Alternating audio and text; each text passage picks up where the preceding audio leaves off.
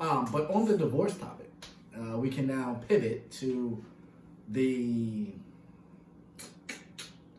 I don't know what acronym or what adjective you want to use for Miss Kim Kardashian. I'm guessing she's going to drop the West from her name, but she did, in fact, over the last week, file for divorce from Mr. Kanye West, previously a presidential candidate. And are you going to disrespect Kanye like that? I'm not going to disrespect Kanye like that. The man was on the ballot. The man got votes. He did. He did. So he was a presidential candidate, a legendary producer, rapper, an iconic rapper, and I won't take none of that from him. Philanthropist, business owner.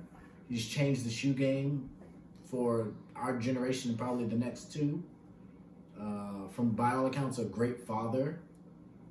And she divorced him, as she did the other two men. As we all know, one of which was 72 days long. So I think from what I've read, the easy headline that I read was Kim was so upset. She was just couldn't take it. She was just distraught. And that could be true. But we've seen this from her plenty of times. So we've seen what from her plenty of times? Her get divorced. Her being happy. Her make, in my opinion, bad decisions. And again, there may be more information, but everything says that this was an amicable split. So there doesn't appear to be any malice or frustration. There's a prenup that they're going to both abide by. I'm happy for him. And so it just seems like there's a custody situation that she's, at least what I've seen on social media, she's had the kids. But I think the easy thing to do is blast Kanye because of his rants or because of any myriad of things he's done over the last, since they've been married. I'm not excusing some of the things he's done, but it ain't like her or her family are exemplary people all the time either. So, yeah, obviously I feel bad for the kids. Divorce for kids is always an awful situation, especially kids as young as the ones that they have, because it's hard to explain what the new dynamic of the family is going to be.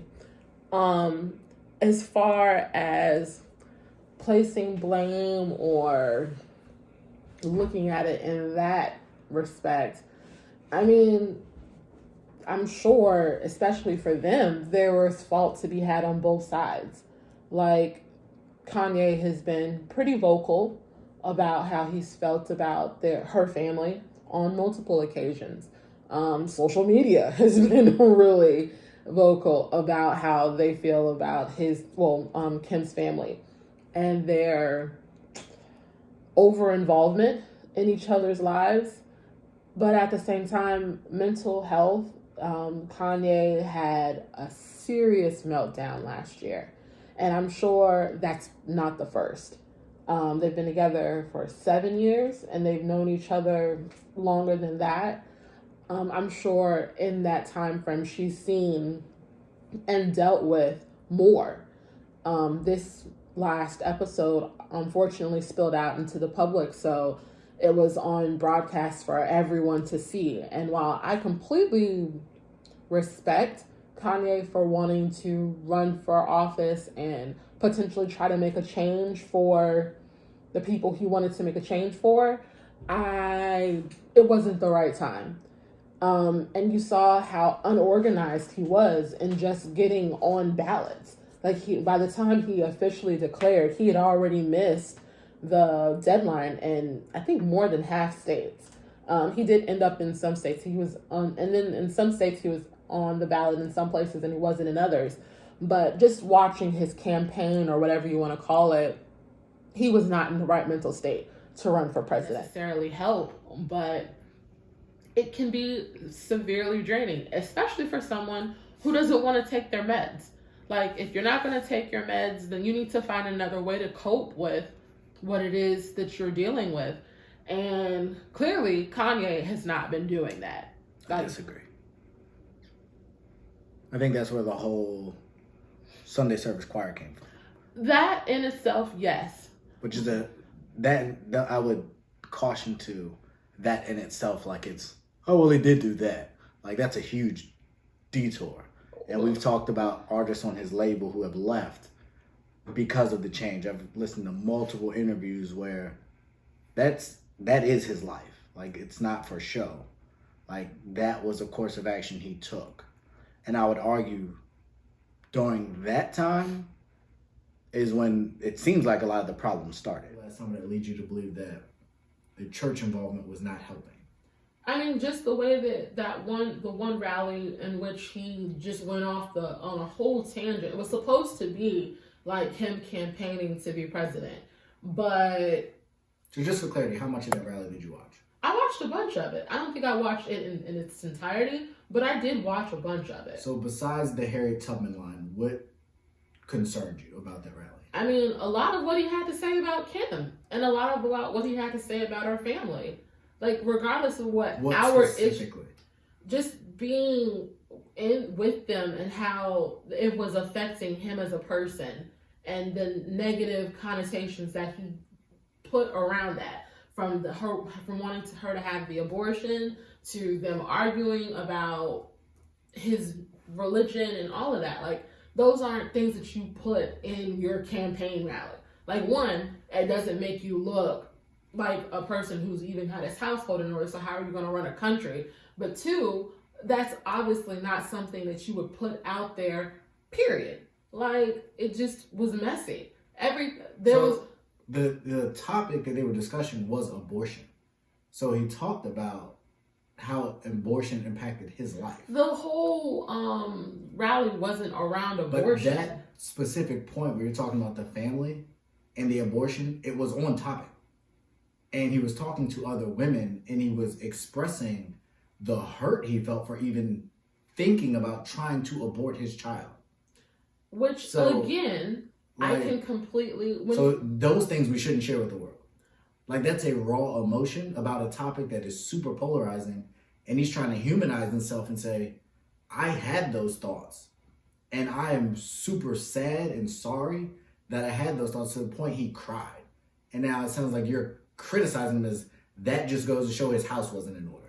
That's not what I'm saying.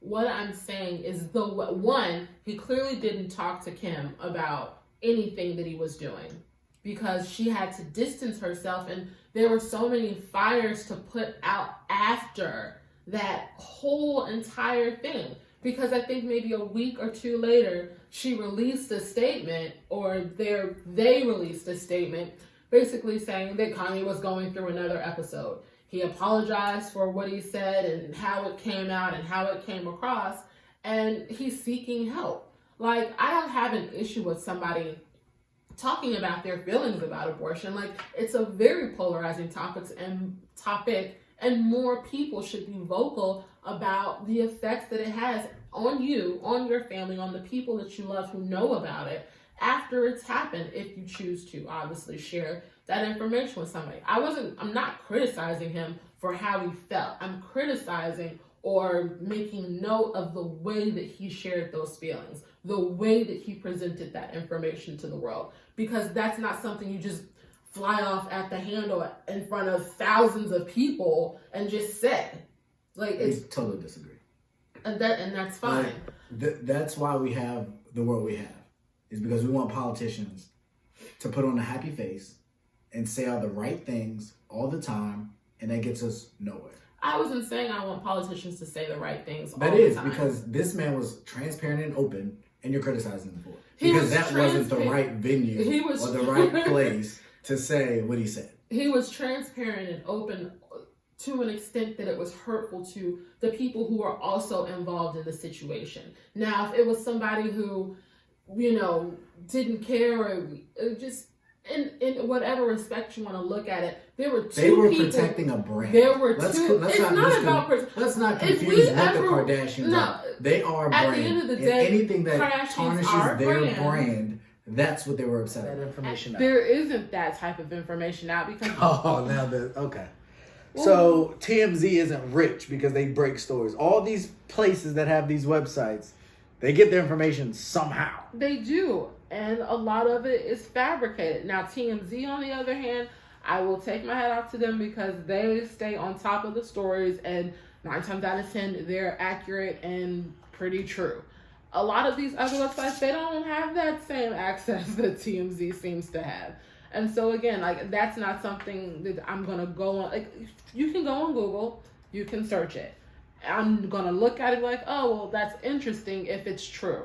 I'm not gonna look at it and be like, oh yeah, this is Bible, fact for fact, word for word. I'm sure this is what it is. Okay, like I said, you can continue to defend her, make excuses, or put down all the tabloids that have been talking about this divorce or this pending divorce for months, and they were right, and we'll just part ways there. Whatever, part ways.